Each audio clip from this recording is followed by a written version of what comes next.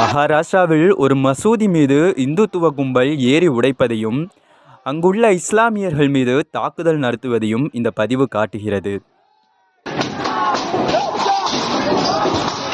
இச்சம்பவத்தில் மசூதியின் மினாராவின் மீது ஏறி அதனை உடைத்து காவிக் கொடிகளை ஏற்றுவதையும் அங்கிருக்கும் கும்பல் ஜெய் ஸ்ரீராம் என்றும் கோஷமிடுவதையும் கேட்க முடிகிறது.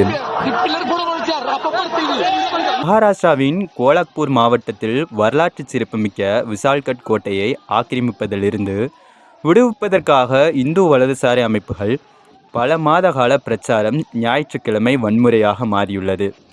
முன்னாள் ராஜ்யசபா எம்பியும் சத்ரபதி சிவாஜி மகாராஜரின் வழித்தோன்றலுமான சாம்பாஜிராஜோ சத்ரபதி முஸ்லீம்களுக்கு எதிரான வன்முறையை கட்டுவிழ்த்துவிட்டுள்ளார். ஆயிரக்கணக்கான ஆதரவாளர்களுடன் கோட்டையை பேரணியாக சென்றுள்ளார்.